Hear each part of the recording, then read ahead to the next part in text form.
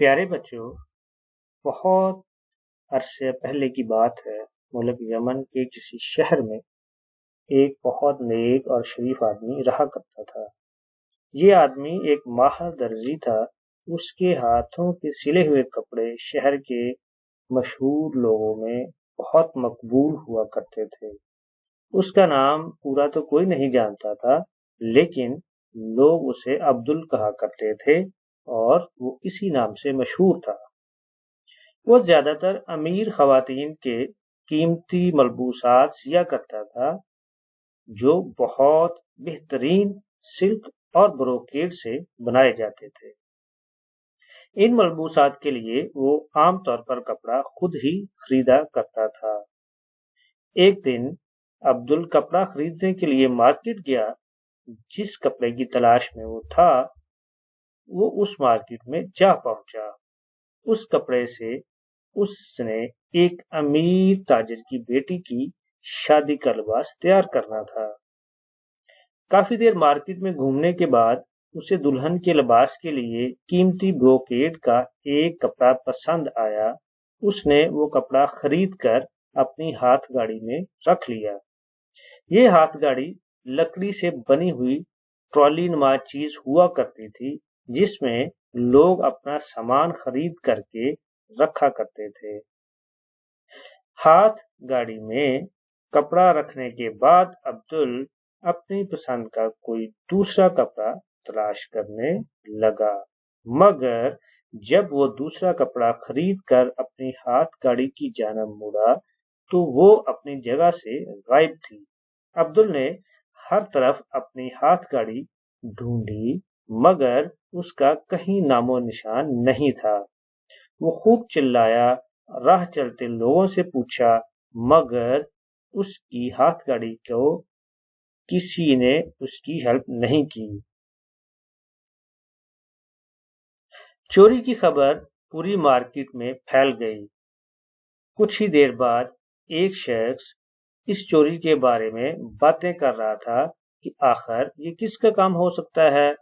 عبدل کو اداس اور پریشان دیکھ کر اس کے چند دوست شہر کے مشہور قاضی عمر کریم کے پاس جا پہنچے۔ عمر کریم کے انصاف کا چرچا دور دور تک تھا اور وہ حیرت انگیز طور پر مشکل سے مشکل مقدمے کا حل ڈھونڈ لیا کرتا تھا۔ وہ بہت ہی ذہین اور بہت لائق شخص تھا۔ عمر کریم نے عبدل کو عدالت میں بلایا اور اس کی زبانی چوری کی پوری تفصیل سنی۔ ساری باتیں انتہائی غور سے سننے کے بعد قاضی عمر کریم نے ان تمام لوگوں کو عدالت میں پیش ہونے کا حکم دیا جو چوری کے وقت عبدل کے ساتھ مارکیٹ میں موجود تھے۔ ان میں مارکیٹ کے دکانداروں کے ساتھ ساتھ عام خریدار بھی شامل تھے۔ جب تمام لوگ عدالت میں پہنچ گئے تو قاضی عمر کریم نے عدالت کی کارروائی شروع کی۔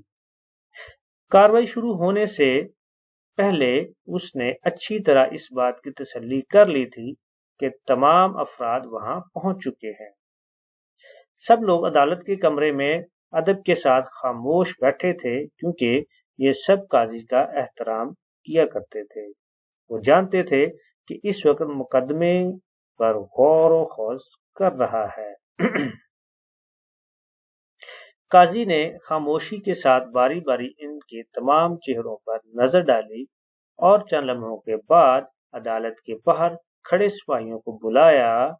سارے سپاہی فوراً قاضی صاحب کے سامنے حاضر ہو گئے۔ قاضی نے ان سپاہیوں کو کہا کہ مارکیٹ کے باہر چوک میں لگے محافظ سپاہی کے مجسمے کو گرفتار کر کے یہاں لاؤ، کیونکہ اس نے اپنی ڈیوٹی انجام نہیں دی۔ اس کی موجودگی میں یہ چوری کیسے ہو گئی؟ تمام سپاہی حیرت سے قاضی کا منہ دیکھنے لگے کہ بالآخر ان میں سے ایک نے ہمت کر کے کہا، جناب، آپ پتھر کے مجسمے کو گرفتار کرنا چاہ رہے ہیں؟ قاضی نے کہا، ہاں، فوراً میرے حکم کی تعمیل کرو۔ سپاہی حکم کی تعمیل میں روانہ ہو گئے اور چوک میں نصب محافظ सिपाही के मुजस्मे को रस्सियों से बांधकर अदालत में उठाकर ले आए।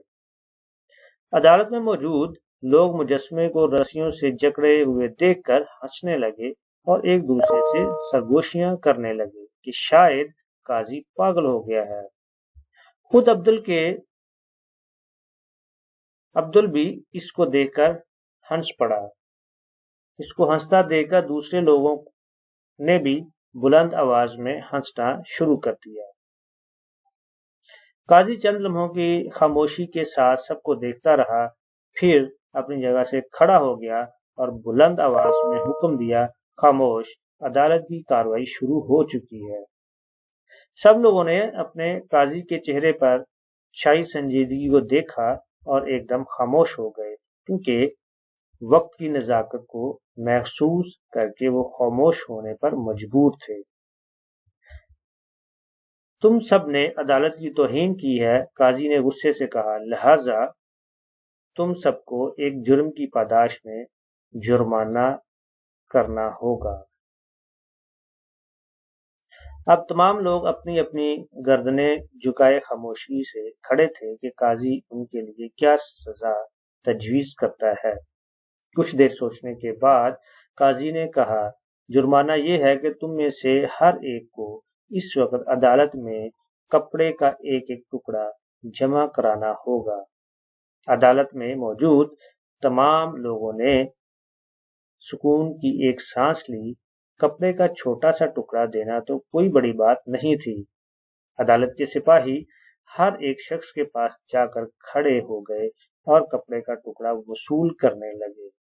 किसी ने अपना लिबास को काट कर देना शुरू कर दिया, किसी ने अपना रुमाल काट कर दे दिया। अब्दुल दर्जी गौर से इस तमाम कार्रवाई का जायजा लेता रहा, लेकिन उसकी समझ में नहीं आ रहा था कि माजरा क्या है और ये सब क्या हो रहा है। मगर फिर अचानक ही वो चिल्लाया, ये मेरा कपड़ा है। उसकी नजरें एक शख्स के हाथ में दबे ब्रोकेड के एक नन्हे से टुकड़े पर जमी हुई थी, जिसे वो सिपाही को पेश कर रहा था। ये इसी कपड़े का टुकड़ा था जो वो मेरे पास से चोरी हुआ था। अब्दुल ने कहा, दुकानदार ने मुझे बताया था कि इस डिजाइन का कपड़ा कहीं और नहीं मिलेगा, क्योंकि उसका एक दोस्त चीन में है और वो ही ये सूट तैयार करता है। इसका मतलब है कि तुमने ही मेरा कपड़ा चुराया है। काजी अब्दुल करीम ने संजीदगी के साथ ऐलान किया। चोर सर झुकाए खड़ा था। अब तुम्हें इस चोरी की सजा दी जाएगी। काजी चोर से मुखातब हुआ और इस मुहाफिज सिपाही के मुजस्मे को उसकी जगह वापस पहुंचा दिया, ताकि वो तुम जैसे मुजरिमों को पकड़ने में हमारी मदद करे। काजी के इन तमाम अल्फाज के साथ ही सिपाही इस मुजस्मे को उठा कर ले गए और उसकी सही जगह पर रख दिया। कहते हैं कि आज भी इस मुजस्मे के गिर्द कुछ बोसीदा सी रस्सियां बंधी हुई दिखाई देती हैं। तो प्यारे बच्चों, आज हमने इस कहानी में सीखा है कि हमें कभी भी चोरी नहीं करनी चाहिए। हमें अपनी जिंदगी में खेलने के लिए, कुछ खाने के लिए जो भी चाहिए वो हम अपने पेरेंट्स से कहा करें। चोरी करना बहुत ही बुरी बात है और इसकी बहुत सख्त सजा भी होती है। कभी वो सजा हमें अपने वालिदैन से मिल सकती है और कभी अपने टीचर से और कभी अपने रिलेटिव से और कभी सोसाइटी से। ठीक है, तो चले बच्चों, ऐसी ही कोई इंटरेस्टिंग कहानी लेकर हम कल फिर हाजिर होंगे। तब तक के लिए बाय बाय, टेक केयर।